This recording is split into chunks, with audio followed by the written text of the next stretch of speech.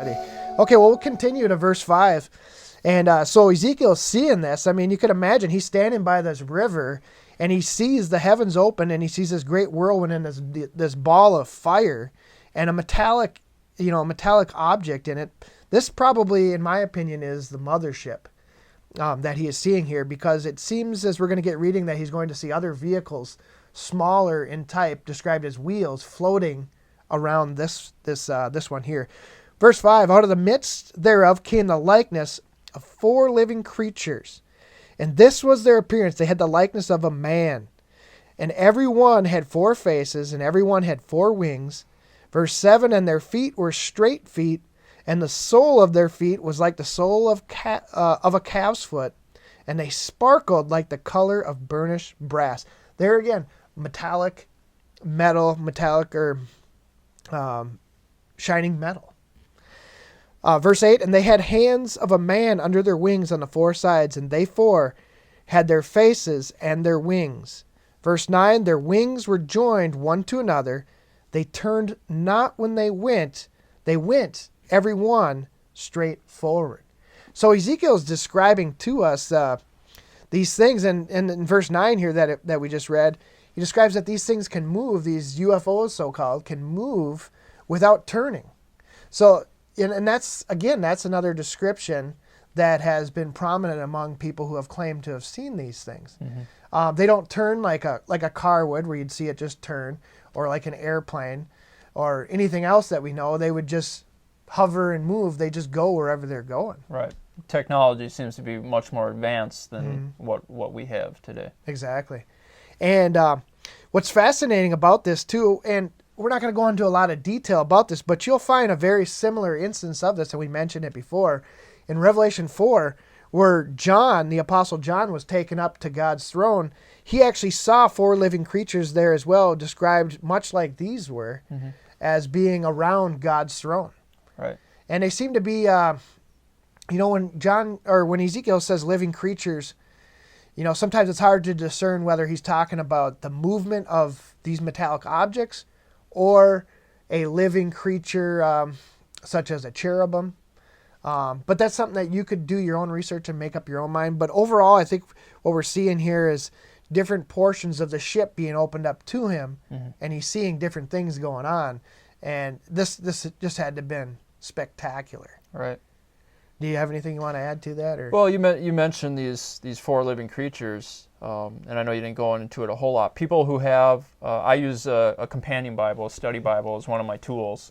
And for those of you who have one or are looking to get one, there's appendixes in the back of the companion Bible that are kind of like side studies, and I believe it's Appendix 41. Okay. Has a whole study on these 4 living creatures, or the Zoa, or the cherubim. So just wanted to mention that. Yeah, great point. Yeah, I'm with you there. I would feel naked without much of the commentary and breakdowns that the companion Bible offers us. I mean, it's amazing at the wealth of information contained in here. What I was going to say also is that these 4 living, or these different faces, what was it? Did we talk? Oh, no, it's actually in verse 10.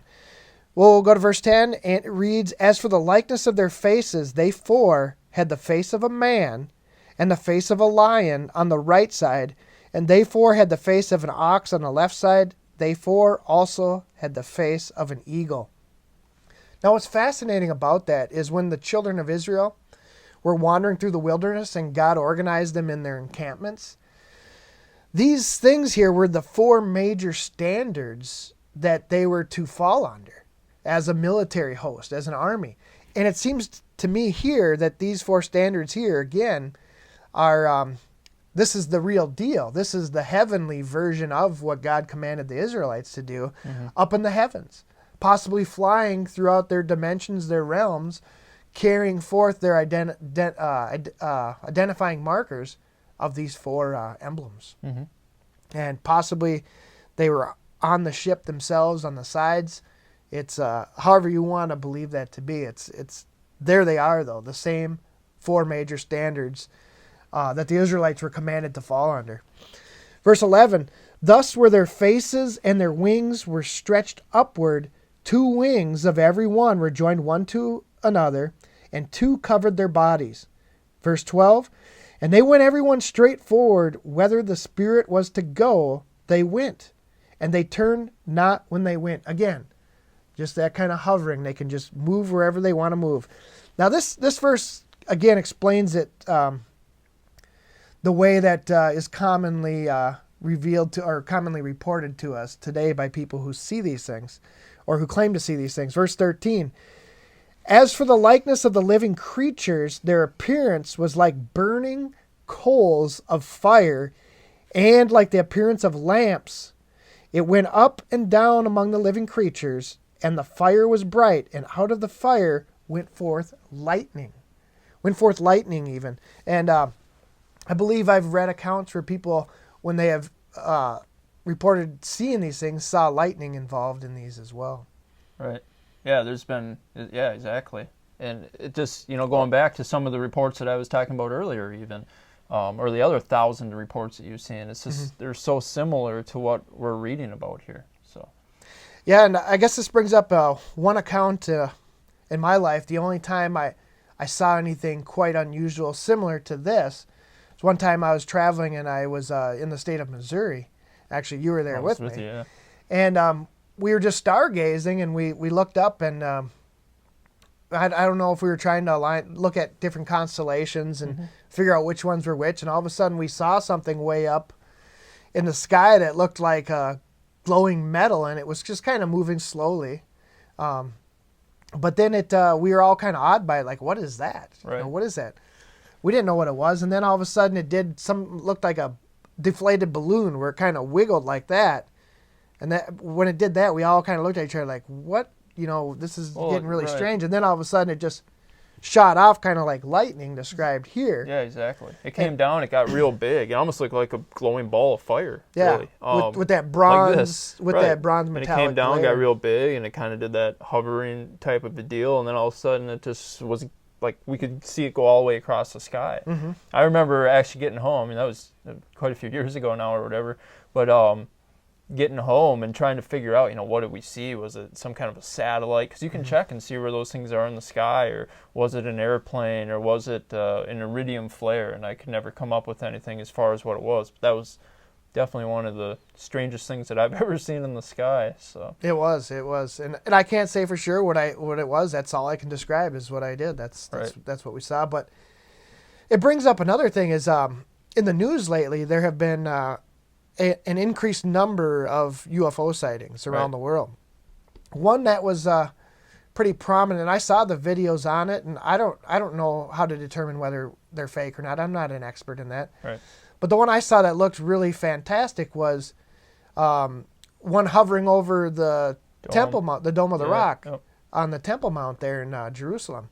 And it kind of hovered over there for a while, and then it just shot right when it was about to shoot forth. It just put off a big bright flash, and then it just shot straight up in the air. And this was recorded from different angles by different people. Right. Yeah, multiple people said that they saw that one. So it's either an elaborate hoax or it was the real thing reported by different people. And what I think is fascinating about that is when Satan comes to this world, he's eventually going to set up his throne right there on that spot, the Temple Mount, where the Dome of the Rock is today.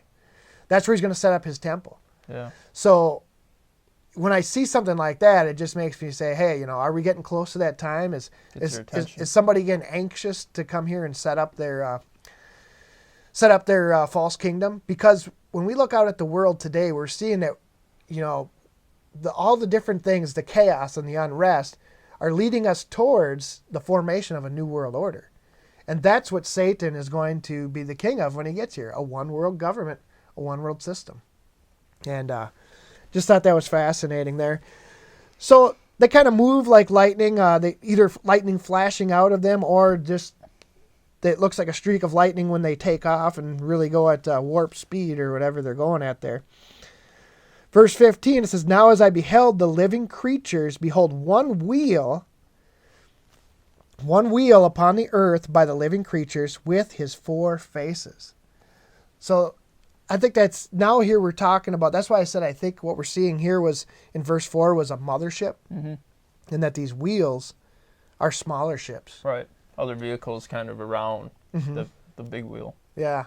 And this has kind of been described. I think people have described bigger ships. I think the cigar sightings, are they I'm not real familiar with all the details of those, but are those supposed to be bigger ships, bigger than what the common discs? Actually, the sighting that I mentioned earlier by Alexander Hamilton, that one was actually a cigar ship, and he said the thing was like 300 feet long or something like that. It was a pretty big one, but I've seen other videos where it'll start off as that, and then all of a sudden you'll see break-offs of other lights or balls or whatever that come off of those. But those are generally, when people see those, tend to be bigger than some of the other smaller ones. So. And that's interesting too, because maybe what Ezekiel was seeing when he was seeing all these cherubim and the wings unfolding, maybe he was seeing a ship actually kind of transforming, if you would, to a different shape, or opening doors to let out these wheels maybe. Right. I mean, it's just speculation, but it is quite interesting. Okay, let's continue on to verse 16. The appearance of the wheels and their work was like unto the color of beryl, and they four had one likeness, and their appearance and work was as it were a wheel in the middle of a wheel. Now that is really fascinating, because it talks a wheel in the middle of a wheel. You just basically can picture these discs, moving in different directions of each other to be their, for whatever reason, maybe to help them do their maneuvering. Almost seems like it defies gravity or something. Yeah, exactly. And okay, so verse 17, and when they went upon their four sides, and they turned not when they went. As for their rings, they were so high, and that they were dreadful, and their rings were full of eyes round about them, four. So, I think that this is describing windows in this vehicle, where it mentions they had rings. They had this ring around the wheel there with eyes, which would be, that's how else would Ezekiel explain that? Right. Eyes would be openings. And actually, if you look it up in the Hebrew, the ancient Hebrew, an eye basically has the same meaning as an opening. Yeah, I know. Well, there's other commentaries out there too. Sometimes from an idiom perspective, will say that it represents like windows and intelligence and that type of stuff. So. Interesting. Yeah. Okay. Verse 19. And when the living creatures went, the wheels went by them. Okay, kind of hovering along there with them. And when the living creatures were lifted up from the earth, the wheels were lifted up as well.